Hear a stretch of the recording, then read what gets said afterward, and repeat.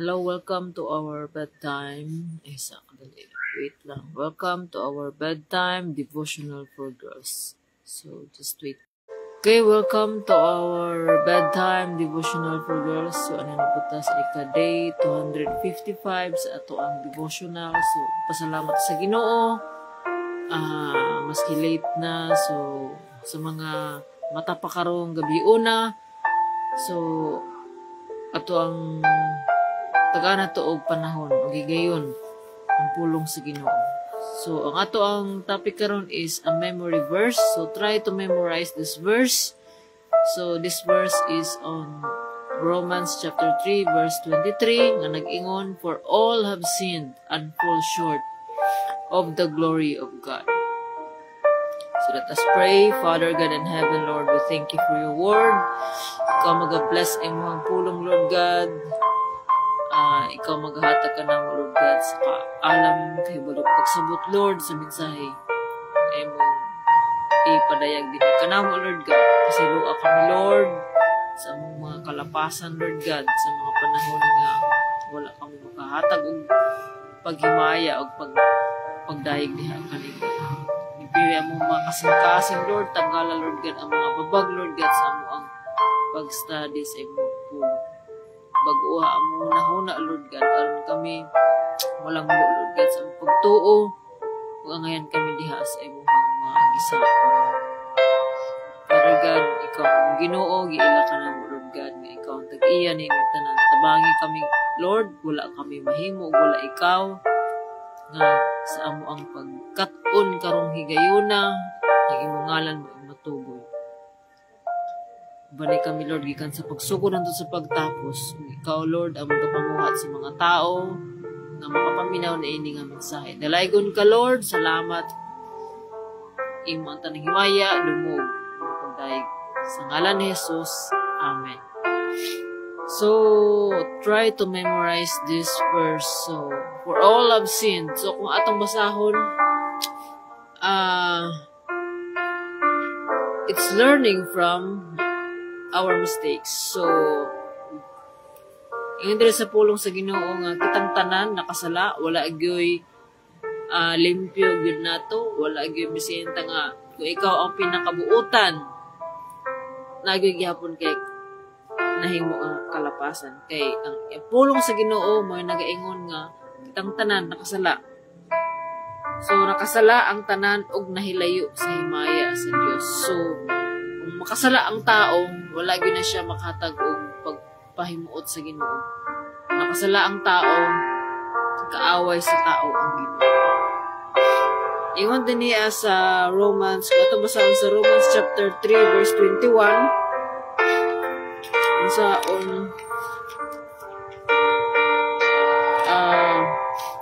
sagot sa Romans verse 21. So, tungod kay kita nakasala, unsa man ang ato ang kitang tanan nakasala, so kaaway ta sa Ginoo ug tungod kay kaaway ta sa Ginoo, so angay gyud tang pagasilutan sa ug ang silot sa sala is kamatayon. So mao kana ang ingon sa pulong sa Ginoo. Apan karon gipadayag sa Dios ang iyang paagi sa paghimog matarong sa mga tawo ug kini dili pinaagi sa balaod. Ipamatud-an kini sa balaod ug sa propeta. Gihimong matarong sa Dios ang mga tawo pinaagi sa ilang pagtuo kang Hesukristo kay managsama man ang tanang mga tawo. Nakasala ang tanan ug nahilayo sa himaya sa Dios. So ang tanang tao parehang nakasala. Apan pinaagi sa grasya nga gigasa sa Dios ngadto kanila, mahimo silang matarong pinaagi kang Kristo Jesus nga nagluwas kanila. Gihatag siya sa Dios aron pinaagi sa iyang dugo mapasaylo ang mga sala sa motuo kaniya. Niining paagiha gipakita sa Dios ang iyang pagkamatarong ug tungod sa iyang mapailubon wala niya tagda ang ilang mga sala kaniadto. Apan karon gitagad na niya ang mga sala sa mga tao aron pagpakita nga siya matarong ug himuon niyang matarong ang tanan nga motuo kang Hesus.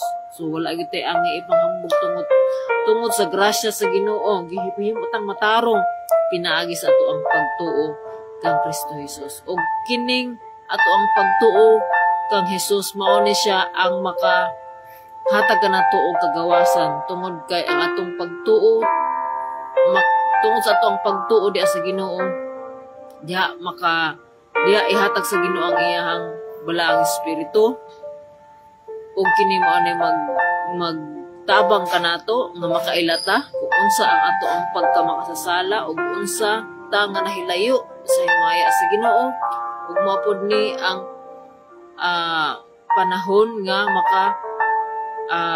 makahinuklod ta ug maghinulsol sa ato ang mga sala pinaagi kana sa grasya sa Ginoo. So kitang tanan wala gyud tay angay ikapanghambog tungod kay kitang tanan gitagaan lamang tag grasya sa Ginoo. So wala gyud tay kani ato ang mga maayong buhat nga ato ang ginahimo dili ni tungod to earn the favor of God. God already give us His grace, His favor and grace. So ang taning ato ang paghimo og mga maayo diha sa atubangan sa tawo sa Ginoo, it's a way of saying thank you, being grateful to the grace that we receive every day. So angay lamang gayud nga ang Ginoo pasalamatan nato kanunay ang Ginoo, angay lamang nga atong sundon unsa ang iyang mga subuan. So kung naay usa ka tawo nga maayo kaayo nimo, di ba masuklian pud nimo og maayo. If man nga if we truly understand the love of God sa tuwang kinabuhi nga ang gugma sa Ginoo mao nay naghatag og dakong grasya kanato nga pinaagi sa kamatayon ni Jesus. Pinaagi sa kamatayon ni Jesus kita nakabaton og kinabuhi. Kinabuhing walay katapusan. Ug mao kana nga walay matarong kanatong tanan, but because of the love of God gihimo tang matarong sa Ginoo pinaagi sa grasya nga gihatag pinaagi kang Jesus Christ. So ang ato ang buhaton is to believe. Believing in Jesus is accepting Him as our Lord and our Savior, and obey what God commanded us to do. So, simple naman ang Christian life. Simple na ang pagsunod kang Kristo is to obey. Ang nakalisod lamang gayon is di kita mag-obey. Kana ato ang gusto nato nga magbuot ta, gusto ta magpangunahan nato ang Ginoo. God is molding us. So when we have the Holy Spirit sa ato ang kinabuhi, maningkamot nga magbunga ang ato ang pagtuo diha sa Ginoo, mao kini ang bunga sa Balaang Espiritu.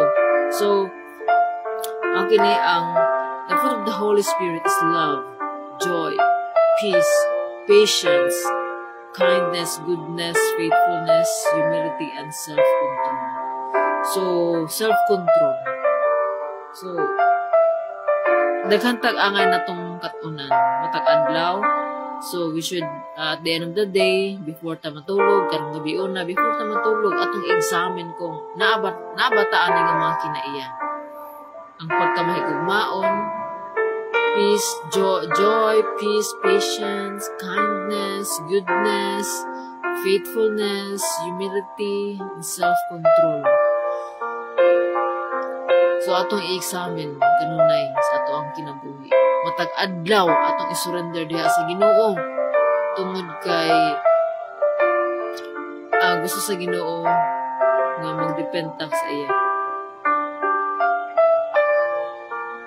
Ingon gan diha sa wala gayoy tawo matarong, wala gayoy tawo nga matarong walay nakasabot o nangita sa Dios. Mao na ang reality.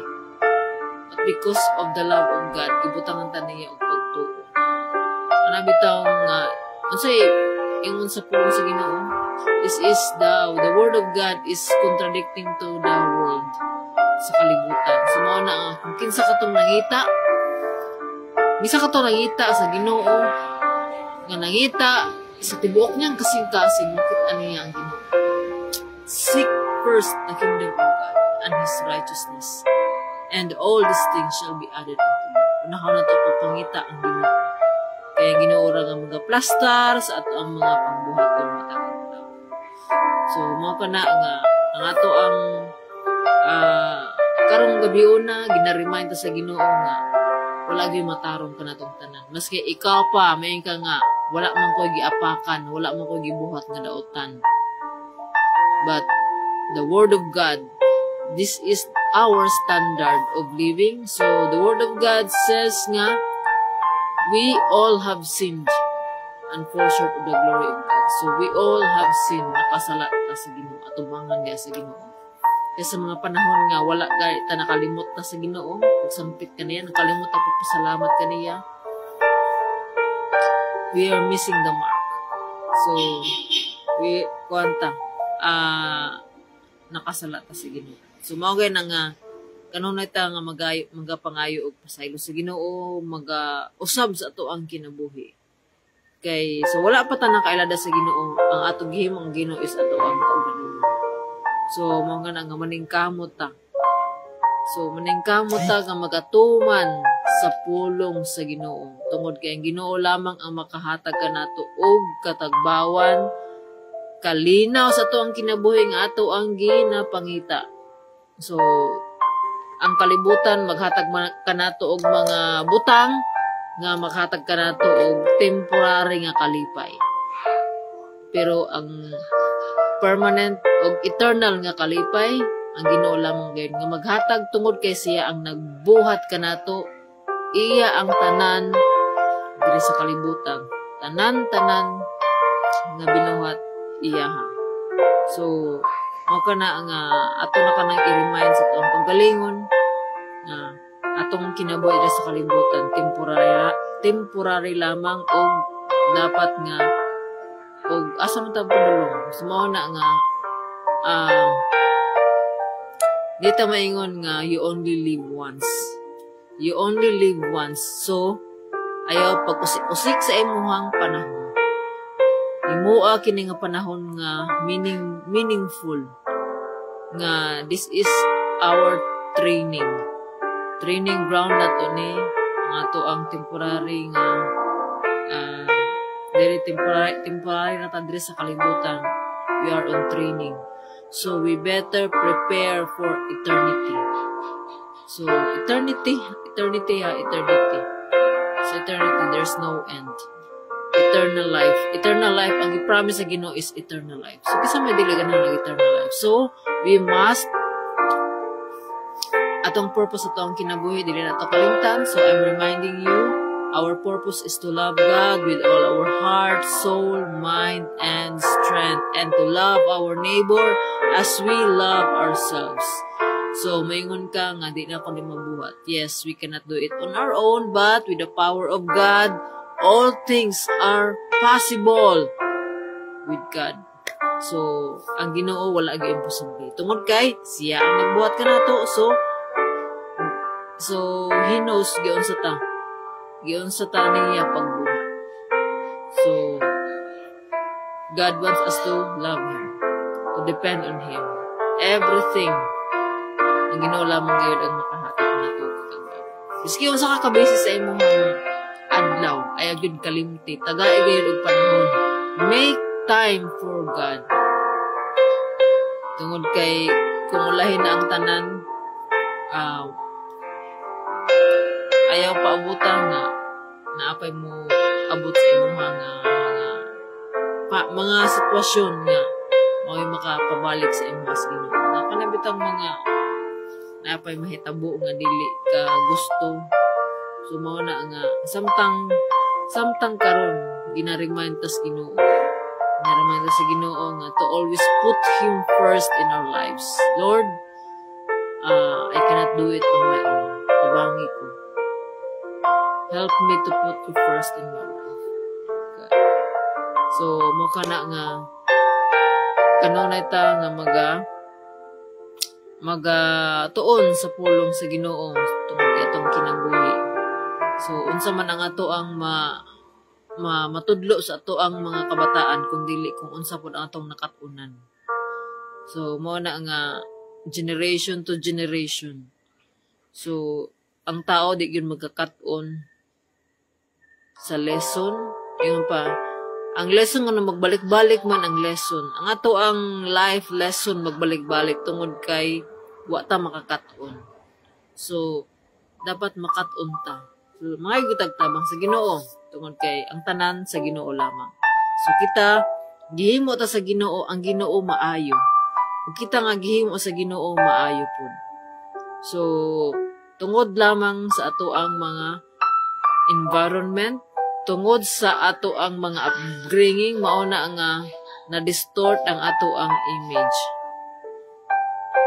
So, may nga kini nga tao, maayo na siya o dili. So, magduha-duha na ta kung kana nga tao maayo o dili. Ingon ang Ginoo maayo ug ang iyang gibuhat maayo.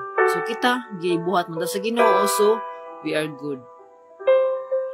So, mao kana ang ni anhi si Jesus to restore our broken nature. Ato ang pagka-broken, may nga, yes, we all kanang broken ta. Atong image na distort. So, mao na nga Jesus comes down to restore our broken image. So, mao kana nemo tang broken, nakasala ta, wala ta mangita sa Ginoo. So, mao kana nga Ginoo nag-remind ka nato na from time to time makasala man gyud ta, mga itag kapasayloan sa atong mga kalapasan, repent gayud, mga itagtabang gayud sa Ginoo. Tungod kay sa Ginoo lamang gayud ang tanan. So, I hope and pray nga ato ning makahatagtag encouragement sa ato ang mga kaigsuonan nga wala pa diha sa Ginoo, nga 50-50 pa ang status. So I'm not here to condemn but to remind us na ang Ginoo na higugma ka natong tanan. Wala tanawa sa Ginoo kung sa ato ang mga sala, kundi gitanaw sa Ginoo ang iyang gibuhat sa Ginoo ang tao nga maayo, ug kita nga maayo. God wants to restore our image. So ang tanan sa Ginoo lamang. So let us pray. Father God in heaven, daghang salamat Lord sa imong pulong, sa imong pag-remind kanamo Lord God nga kaming tanan Lord makasasala. Nga tungod sa among dakong sala diha kanimo Lord God, nga angayan lang jud kami nga makaangkon sa kamatayon. Pero tungod sa imuhang dakong gugma ka namo Lord God, nagpasalamat kami sa imuhang grasya Lord God, nga imong gihatag pinaagi kang Jesus Christ to save us from our sins, because we cannot save ourselves because we are sinners. Lord, pasalawa kami Lord God. Tabangi kami Lord God nga mabag-o ang kinabuhi. Tungod kay among kinabuhi wala pa diha kanimo. Tabangi kami Lord nga putlion namong kasing-kasing bag-o ang hunahuna Lord nga mahimong sama sa kinaiya ni Kristo. Father God, ubani kami kanunay, ayaw kami pasagdi Lord God. Nagpasalamat kami Lord God sa mga panahon nga ikaw nagpa-remind ka namo Lord. Tabangay kami Lord God nga mulambo sa among pagtuo. Increase pa among pagtuo diha kanimo Lord, nga mahimo kaming matinumanon sa imong mga kasuguan. Give us Lord a desire to read, study your word, and to obey everything na nakasulat niini. Tabangi kami Lord God, pagpasabot Lord God, nga makasabot kami Lord, ug tanan namong matun-an Lord God. Amo kining ma-apply sa among kaugalingon, ug amo kining ma-share sa uban Lord God. Tungod kay ikaw ang Ginoo nga may naghatag kanamo niini nga misyon. Kung sa imong misyon, maupod ang among misyon. Help us Lord God. We are nothing without you Lord God. Ikaw ang Ginoo Lord God nga angay namong saligan sa tanan Lord God. Lord, salamat sa imong pag-uban kanamo gikan sa pagsugod sa pagtapos. Nga imong ngalan mapadayag, mahimaya Lord God ining tanan. Ang tanan Lord, imo ang tanang dungog himaya mo padayag dahang salamat Lord God sa tanan. Ikaw mag-auban kanamo samtang kami nangatulog. Ug ang imong balaang dugo mo ay magatabon kanamo. Ning tanan Lord, ang giampo sa ngalan ni Jesus. Amen. So, mayong gabi sa tanan, ang Ginoo magapanalangin kanato. So, to God be all the glory. Dili nato ang dangon ang ato ang mga pagduol diha sa Ginoo. Kanunay taga tawag magapangayo sa iyahang tabang tungod kay dili nato mahimo kung wala gayud ang Ginoo. God bless. See you tomorrow. Good night.